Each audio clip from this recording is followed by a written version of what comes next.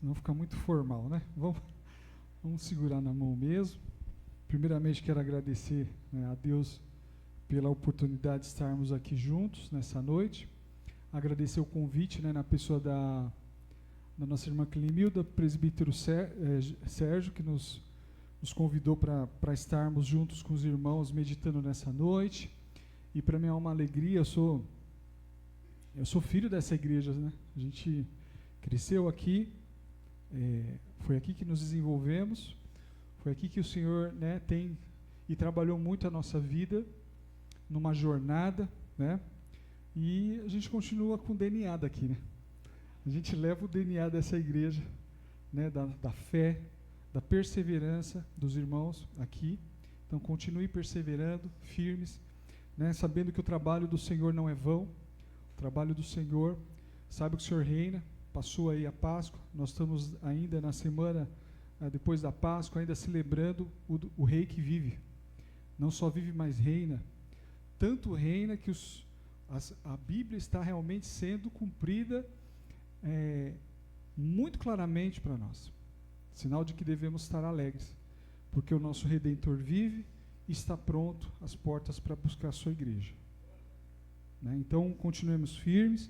Abra sua Bíblia no texto que nós vamos meditar, lá em Gênesis.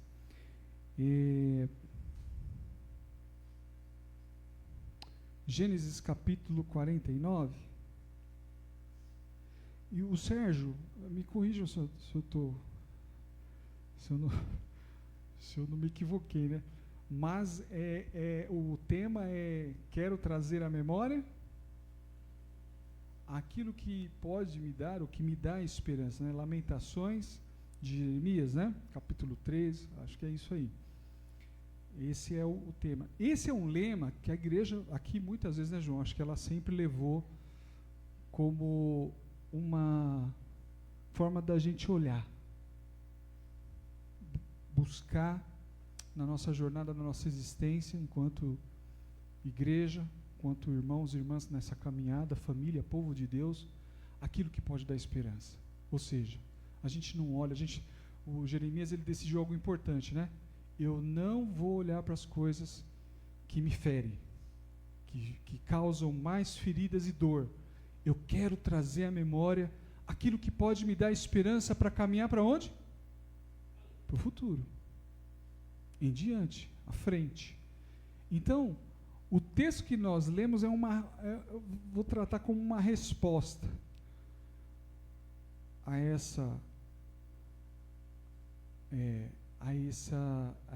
esse tema, com a vida de José.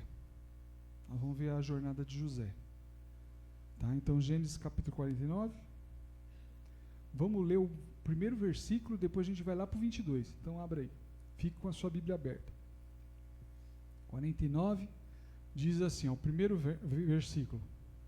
Depois chamou Jacó e seus filhos e disse: ajuntai-vos e eu vos farei saber o que vos há de acontecer nos dias vindouros. Agora vamos lá para o 22. José é um ramo frutífero junto à fonte. Seus galhos se estendem sobre o muro. Os flecheiros lhe dão amargura, atiram contra ele e o aborrecem. O seu arco, porém, permanece firme, e os seus braços são feitos ativos pelas mãos do poderoso de Jacó. Sim, pelo pastor e pela pedra de Israel, pelo Deus de teu pai, o qual te ajudará, e pelo Todo-Poderoso, o qual que te abençoará, com bênçãos dos altos céus, com bênçãos das profundezas, com bênçãos dos seios e da madre. As bênçãos de teu pai excederão as bênçãos de meus pais, até ao cimo dos montes eternos. Estejam elas sobre a cabeça de José, e sobre o alto da cabeça do que foi distinguido entre seus irmãos. Amém? Agora, um último texto que nós vamos ler. Abra sua Bíblia em Jeremias. Profeta Jeremias. A gente falou de Lamentações, né? Vamos para Jeremias.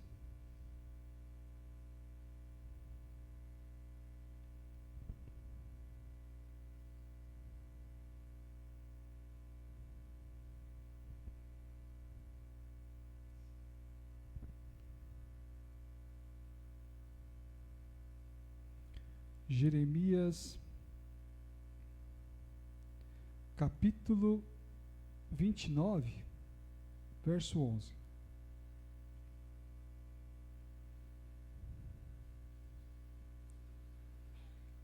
Jeremias, capítulo 29, verso 11. Porque eu sei os planos que tenho para vocês, declara o Senhor. Planos de fazê-los prosperar e não de lhes causar dano. Planos de dar-lhes esperança e um futuro. Amém? Vamos repetir junto? Todo mundo junto. Porque eu sei os planos que tenho para vocês, declara o Senhor. Planos de fazê-los prosperar e não de lhes causar dano. Planos de dar-lhes esperança e um futuro. Amém? Amém. João, vamos estar... Vem aqui, eu vou chamar o João para a gente estar cantando. Esse é um cântico baseado no Apocalipse de João, né, quando ele escreve as igrejas. E que é algo que a gente precisa estar atento, né, como igreja, sobre o amor que está se esfriando. Né? Por um lado, a tecnologia nos aproximou, mas o amor, a gente está perto e parece estar longe. Então, esse amor, nós precisamos vivê-lo de modo a ter uma mudança diária na nossa vida. É um arrependimento, é mudança de direção. Então, a cada dia a gente tem a necessidade de olhar para o Senhor e estar pedindo a ajuda dele para rever nossos conceitos, nossos valores, sondar a nossa vida. Então, que você possa orar nesse momento, pedindo que antes da palavra o Senhor já comece a sondar teu coração, preparar o solo do teu coração, para a semente que vai ser lançada. A palavra já foi lida, nós vamos agora ser dirigidos pelo Espírito Santo que vai arar essa terra e a semente vai ser lançada no nosso coração, para que isso que nós cantarmos de fato aconteça, né, de forma constante na nossa vida. Então, permaneça em estado de oração, em espírito de oração, e cante também com a gente. Faça desse cântico a sua oração nessa noite. Amém?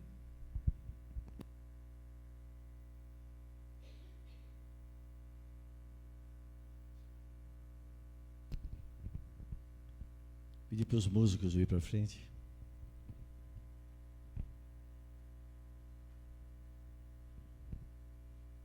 É músico e técnico, então tem que jogar aqui e ali, né?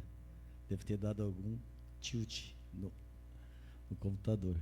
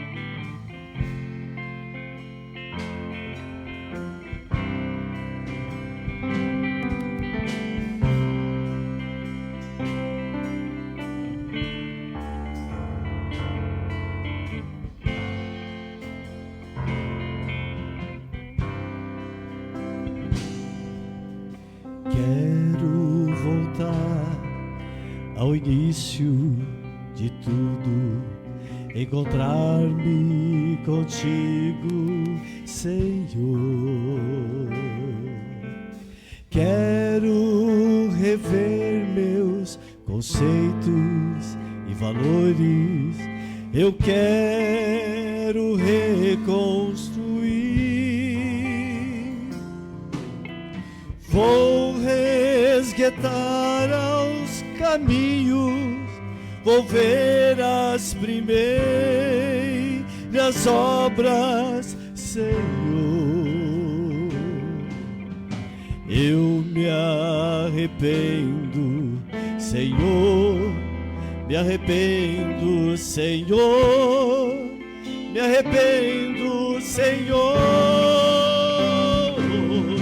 Eu quero voltar ao primeiro amor, ao primeiro amor. Eu quero voltar a Deus. Eu quero voltar ao primeiro amor, ao primeiro amor. Eu quero voltar a Deus.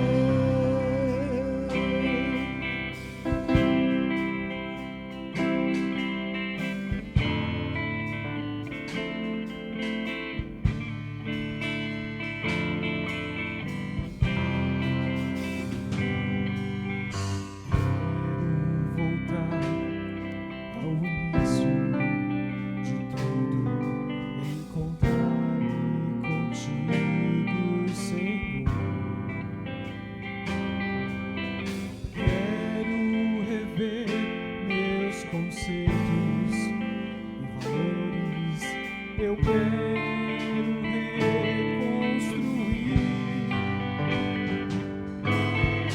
Vou regressar ao caminho, vou ver as primeiras obras, Senhor. Eu me arrependo, Senhor, me arrependo, Senhor, me arrependo, Senhor. Eu quero voltar ao primeiro amor, ao primeiro amor. Eu quero voltar a Deus. Eu quero voltar ao primeiro amor, ao primeiro amor. Eu quero voltar a Deus. Eu quero voltar ao primeiro amor, ao primeiro amor. Eu quero voltar a Deus. Aleluia.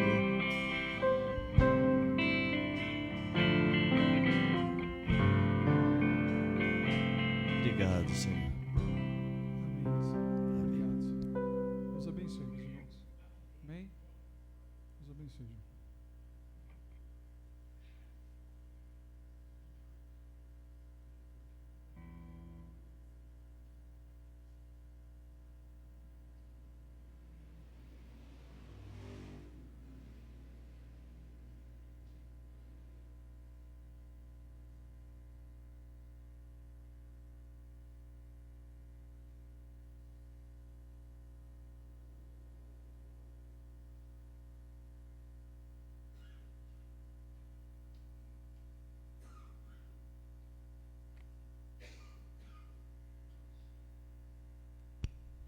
Irmãos, nós estamos nesse momento, então, nesse texto que nós lemos em Gênesis, no capítulo 49, nós temos os últimos dias, os últimos instantes de Jacó. Né? E Jacó, no final da vida, no final dos instantes derradeiros da sua vida, ele tem a oportunidade de reunir todos os seus filhos para abençoá-los, para dispensar uma palavra de bênção. De um lado a gente vê então um pai que pôde ter o privilégio de ver seus filhos se desenvolverem, de ver a bênção do Senhor acontecer na vida deles. Em especial a gente traz a vida de José. Por que eu não li os demais? Porque José, todos eles foram abençoados, mas José, ele se destaca. Porque José, ele se eleva no sentido de viver diante de Deus, dos seus planos, dos planos de Deus, moralmente e espiritualmente. Mas a gente sabe que o começo dele, o começo da história dele, foi uma história difícil, dele e dessa família, né? Então aqui nós estamos vendo nesse texto o final da vida de um homem, de um moribundo, que está no final da vida, tendo um presente de Deus, de poder ministrar palavras de bênção à vida dos seus filhos. Quero trazer à memória o que pode dar esperança, né? É maravilhoso você perceber nesse texto, nas palavras que ele profere a José, por exemplo, de como ele tira um retrato, assim, como se fosse um retrato, uma imagem da jornada toda de José, diante dos planos de Deus, sendo conduzidos por Deus, Deus o moldando, formando para ser quem ele foi, para testemunhar aquilo que Deus quer de nós, a identidade de um servo de Deus, né? José é como uma árvore. José, ele traz qualidades que se destacam, que se elevam. E aqui então, nós vemos um homem que está à beira da morte, vendo um futuro. A bênção desse povo se tornar aqui, ó, nós somos a herança ali da fé desses homens. Nós estamos aqui por essa fé. O sangue que corre nas minhas veias não é o mesmo do reverendo Augusto, do pastor Fabiano, reverendo Fabiano, pastor Márcio. Mas essa fé dos meus irmãos aqui, alguns são assim, né? Do João, do pessoal que é da família aqui, a gente tem esse sangue aqui. Mas não é por esses critérios que nós fomos escolhidos para ser povo, uma família. Foi pelo amor de Deus em Cristo Jesus, pelos seus planos, por essa fé que Ele tem ensinado o seu povo e nós até os dias de hoje, procurando nos dar a consciência de uma palavra que eu quero falar com você nesses dias, de que nós precisamos a cada dia ressignificar na nossa vida. Propósito. Propósito. Você está aqui porque existe um propósito. Existem coisas que nós fomos chamados para fazer e ser, e caminhar, e prosseguir, e não desistir, e não olhar para trás. Nós fomos chamados por um propósito. O que não é propósito? Não é propósito um trabalho, um crachá, um conhecimento. Não é propósito eu ser um bom administrador, como José foi. Isso é um dom, um talento. Propósito é algo que envolve não só você, envolve outras vidas. Tem a ver com plano, uma dimensão maior. Por isso que a gente fala que José, ele se elevou por conhecer a vontade de Deus e acabou se destacando. Tem muita gente achando que propósito é fazer um ofício. Tem muita gente achando que propósito, reverendo Fabiano, é estar pastor de uma igreja. E não é. Porque propósito vai além de estar pastor. Vai além de estar presbítero, diácono ou um ofício, no qual nós precisamos cumprir. Propósito não é o seu diploma, a sua pós-graduação, seu mestrado, seu doutorado. Propósito não é a sua carreira, que quem sabe hoje a gente perca o emprego. Pode ser que segunda-feira eu não tenho mais emprego, João. Pode ser que meu gerente me ligue, falou: Anildo, muito bom esses 10 anos na CE, mas infelizmente acabou. Foi muito bom, muito obrigado e até logo. E há muita gente vivendo nas empresas achando que o propósito delas é aquele trabalho. Que o propósito é a gente estar aqui todos os domingos, repetindo os nossos ritos, as nossas agendas, as nossas programações, e isso não é propósito. Propósito é conhecer os planos de Deus. Propósito é permitir-se ser moldado por Deus e conduzido por Ele nos seus planos. Propósito é você viver não só para si mesmo, para os seus projetos, mas conhecer o projeto de Deus que envolve você e outras pessoas. Porque foi isso que Deus fez com José. José começou como um jovem mimado pelos pais. Um jovem que causou inveja nos seus irmãos. Favoritismo. E isso, meus irmãos e irmãs, é algo normal acontecer, porque é uma família. Algo que nós criamos, né, e Deus não criou. Nós criamos o quê? Bandeiras, né? Nós criamos bandeiras, nações, nós dividimos para conquistar, não é? A gente usa estratégias, a gente faz um monte de coisa mirabolante, ser humano, né? Mas Deus fez alguma coisa essencial e é o que é e não vai mudar. Deus criou você e eu à imagem e semelhança dele. Mulher e homem, a sua imagem e semelhança. Deus uniu e fez uma família.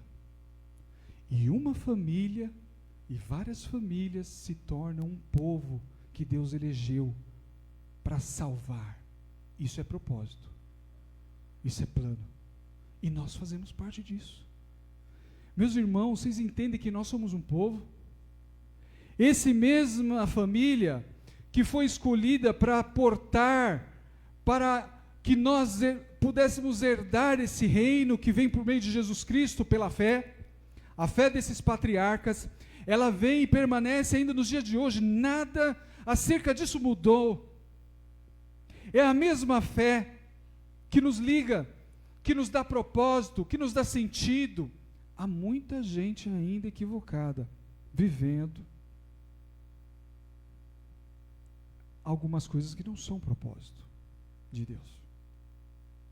Por isso Deus começa uma jornada e permite José ser traído. Quem aqui não foi traído? Quem aqui não se sentiu como José? É claro que nós não fomos vendidos como escravos, não passamos por isso. Mas coloque no lugar desse jovem, onde seus irmãos tiveram inveja por causa dos seus sonhos, por causa do amor que sentia do pai, que recebia, porque o pai lhe dava, ele era o favorito. Se coloque no lugar desse jovem. Foi vendido pelos irmãos, foi traído pelos próprios irmãos, da sua família, do seu sangue. E Deus permite ele sair dessa zona de conforto, viver uma crise existencial. Ele é traído, é escravizado, vai para o Egito. E lá é comprado por Potifar, um oficial do faraó. Perceba o propósito acontecendo na vida dele. Ele poderia murmurar, ele poderia ter se revoltado contra Deus. E é tão interessante, porque quando a gente percebe que Deus fala conosco, a gente olha para o profeta Elias, por exemplo, que quando sobe o monte, e ele numa depressão, quem sabe deprimido, porque Acabe está os perseguindo,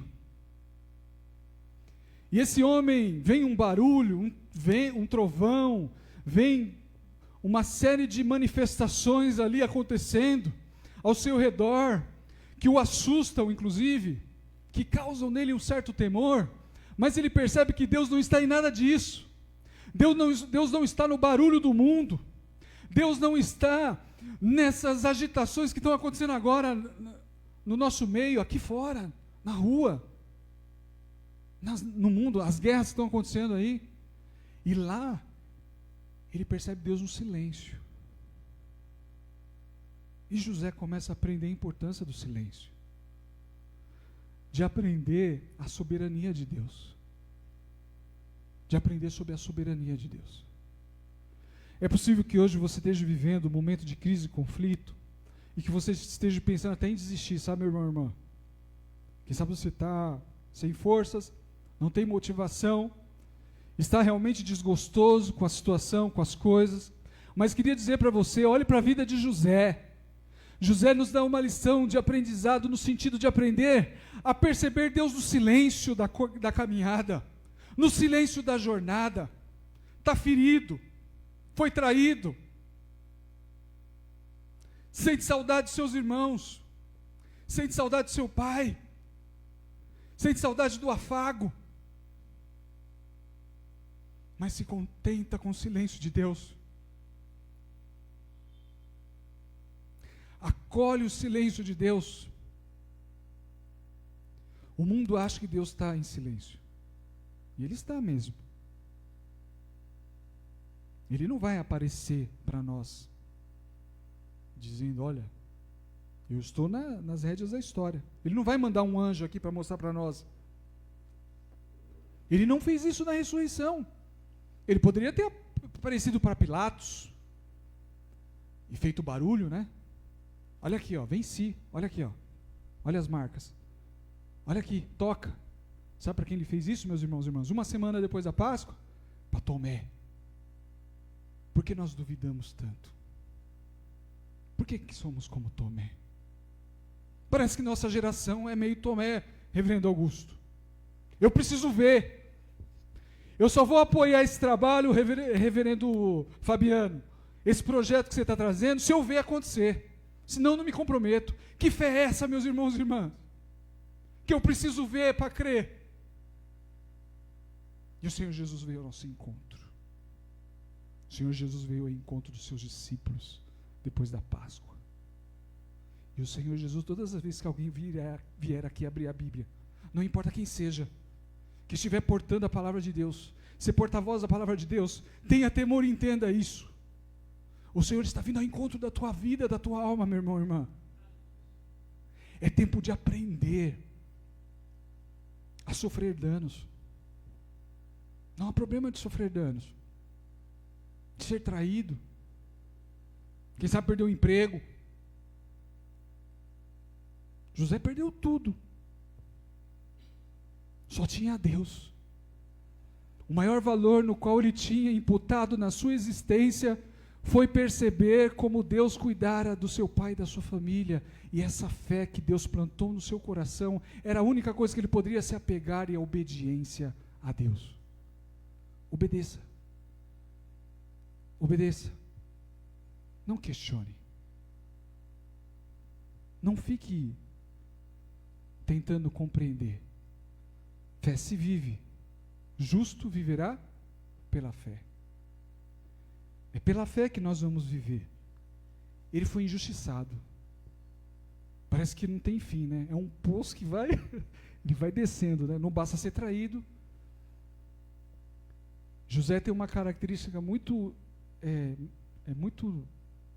qualidade importante de a gente notar nesse jovem, que à medida que ele começa a confiar em Deus e a perceber o cuidado de Deus, seu amor, quando ele já não tem mais onde se apegar na segurança, né, da família, da instituição, né, de tudo que nos cerca e nos dá segurança, ele não tem nada disso. Mas quando a coisa começa a melhorar, ele é comprado, ele começa a servir a Potifar como se estivesse servindo a Deus. Tudo que ele faz, eu fico pensando nele na casa de Potifar, organizando as coisas, organizando os pergaminhos, organizando a casa, organizando tudo que estava desorganizado, procurando dar sentido às coisas, criando processo na casa, fazendo contas, mostrando para o seu patrão, mostrando o melhor, sendo uma pessoa que supera, mas muito de longe assim, as expectativas. É uma pessoa que encanta. Ele encanta a família de Potifar. Sabe por quê? Porque ele ama a Deus. Porque ele procura fazer para Deus. Procura fazer as coisas para Deus. Faça o melhor, onde você estiver. E aqui vem a outra. Parece uma derrota, mas não é. É o processo de Deus, é o plano dele. Sabe o que Deus está fazendo? O que nós lemos aqui em Gênesis 39. Que Jacó diz que ele é como um arco forte. Você viu aí no versículo? Um arco. Para que serve um arco? Para lançar uma flecha. Você tem sido um arco na mão de Deus? Você tem se permitido Deus te moldar, te fortalecer para ser um arco, para ser usado pelas flechas do Altíssimo? Para ser bênção na vida daqueles que estão ao seu redor? Ele foi injustiçado, foi acusado falsamente pela esposa de Potifar, foi preso, não teve direito a julgamento. Enquanto hoje um monte de gente fica falando, absurdo não ter como que se diz? Um processo à primeira instância, né? A última instância julga, e todo mundo fala de política hoje, todo mundo fica, e ninguém fala de esperança, né? As pessoas estão falando dessas coisas. E cadê o povo de Deus falando da esperança? Cadê o povo de Deus vivendo a esperança, como José? José não reclamou, não, de primeira instância, de Supremo Tribunal. José não foi procurar a justiça nos tribunais. José aceitou. E se manteve íntegro. Porque ele vive a verdade. E aí, passada essa aprovação, José ainda, lá na prisão, a gente sabe que ele interpreta sonhos de 2 servos do faraó, o copeiro e o padeiro. E de novo, eu quero reforçar para você, meu irmão e irmã, propósito não é o dom. Não é isso que Deus deu para ele de interpretar o sonho. Não é. Esses são meios pelos quais Deus possibilitou José ter condições de poder enfrentar as provas que estavam no seu caminho. Não era o propósito também ele ser um bom administrador, que todos nós sabemos que ele era. Isso que lhe deu destaque. Mas ele está no plano, no propósito. No propósito que ele não conhece, que ele sabe que não envolve só ele, envolve muito mais do que ele possa imaginar. Mas ele não está percebendo ainda. E eu fico pensando que como José, quem sabe a gente estivesse nessa situação na prisão, a gente fala assim, faz o seguinte, eu te interpretei o sonho, né? Lembra de mim lá. Meus irmãos e irmãs, ele fez isso. E muitas vezes, humanamente falando, a gente faz isso. Mas Deus nem sempre responde. Quando a gente deseja, né? Ser reconhecido, ser ouvido. Às vezes não é o tempo de Deus para te dar, para você ser lembrado. Eu fico pensando, se um desses homens que foi o que sobreviveu, né? Que um morreu, não foi isso? Vocês se lembram? O copeiro e o padeiro, né? Um morreu. Aconteceu mesmo. E o outro sobreviveu. E ele pediu para lembrar dele, né? Eu fico pensando, se o primeiro que morreu tivesse lembrado, certamente ele não seria o governador, ou estaria lá na frente do faraó, talvez a história seria outra. Era para ser lembrado na hora certa. Porque os planos é de Deus. Quem sabe hoje você ainda está buscando algum tipo de reconhecimento de alguém, da sua empresa, da sua família, para fazer as coisas. Às vezes você está esperando o reconhecimento da instituição, você está esperando o reconhecimento de algo. Às vezes você fica esperando, você deseja ser lembrado, preciso ser lembrado. E queria te dizer que muitas vezes o Senhor, Ele nos deixa ali mesmo. Tem um momento certo para ser lembrado. Porque é a propósito, isso não trata do seu umbigo, não trata de você. José foi preparado para salvar famílias. Sabia disso? Deus estava preparando José para ser um homem que daria a solução numa crise global. Famílias e nações estavam passando fome naquela época. E ele era a pessoa preparada por Deus para o seu plano. E o plano de Deus, o propósito de Deus é salvar vidas. Se Deus te chamou para ser igreja, é para salvar. É porque Deus quer salvar a tua família. Em primeiro lugar, Deus quer salvar a tua vida, salvar a tua família, salvar a nação, o povo, né? Salvar as famílias. Quantas famílias não foram salvas por meio do plano de Deus na vida de José? Quantas famílias não foram abençoadas? Fique pensando. E a prova final, perdoar. O reencontro do perdão. Que difícil. Receber os seus irmãos, perdoar, acolher, perceber o plano de Deus, esquecer as feridas. Elas existem. Não há feridas, não há vida cristã sem cruz. Quando Jesus aparece para Tomé depois da Páscoa, o que Jesus traz? O seu corpo ressurreto? Toca, vê. Nós somos melhores que Jesus, meus irmãos e irmãs? Será que nós não vamos levar as feridas também dessa vida? José trouxe as suas feridas.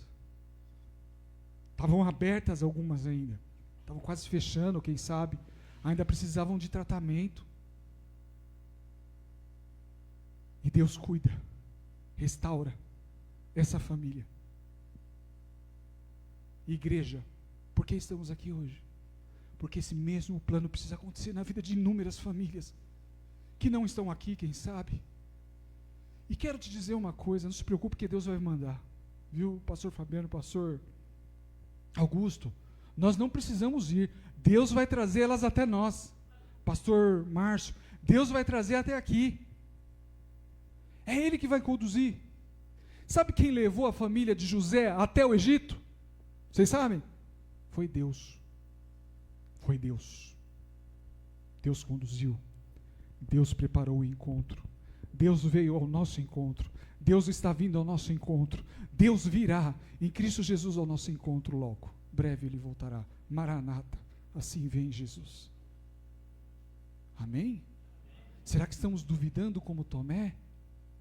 Porque essa é a questão que nós precisamos rever urgentemente. Nós precisamos compreender a afirmação de fé da comunidade que falou: Tomé, nós vimos Jesus. E toda vez que você vem aqui ao culto, cantar, pregar, falar de Deus, é isso que você está afirmando a cada encontro. Meus irmãos, você que entrou nessa noite aqui, você que é visitante, você que nos vê aqui nessa live, que vai ver essa mensagem, que participou desse culto, nós experimentamos o Cristo ressurreto, não vimos. Bem-aventurados os que não viram, mas creram. Nós somos a geração dos que não viram, mas creram. Felizes são vocês, felizes. E nós temos que fazer isso. Mas há muitos Tomés ainda, que infelizmente precisam ver para crer. Que nós possamos experimentar o propósito. Que Deus esteja conduzindo esse propósito da maneira dele, não da sua. Aprenda isso. Não vai ser da sua maneira. Não vai ser. Sinto muito lhe dizer isso. É frustrante, mas é assim que Deus trabalha. Ele trabalha no silêncio. Deus trabalha nos bastidores. Deus vai totalmente na contramão desse mundo. Ele não precisa de holofote. Jesus não precisa de defesa, não precisa quem o defenda. Se fosse assim, quando Pedro arrancou a orelha do soldado, ele disse: para com isso, Pedro, colou a orelha de volta e falou: se eu quisesse, eu pediria para as legiões celestiais descerem aqui e acabar com tudo isso. O Deus, o Cristo que servimos, não é esse que a gente está projetando na vida, né, dos nossos semelhantes, que estão tentando, né, nos seduzir aí. Igreja é essa que afirma o Cristo ressurreto, experimentando Ele na vida, na jornada. Que Deus abençoe sua vida. Desculpa o horário, eu avancei aqui. Mas essa é uma palavra que o Senhor toca no nosso coração e que vem no momento que nós estamos da Páscoa, no qual a igreja precisa experimentar a cada jornada essa experiência de fé, de rever os seus conceitos, seus valores, da gente poder rever, da gente poder procurar ser como José. Eleve-se moralmente, espiritualmente, obedecendo a Deus, se submetendo à vontade dele. Não fique focado. Quero trazer à memória o que pode me trazer esperança? Então não fique olhando para as coisas negativas. Para com isso aí. Olha para aquelas coisas que libertam, que restauram, que são oportunidades no reino de Deus. Amém? Que Deus os abençoe. Amém?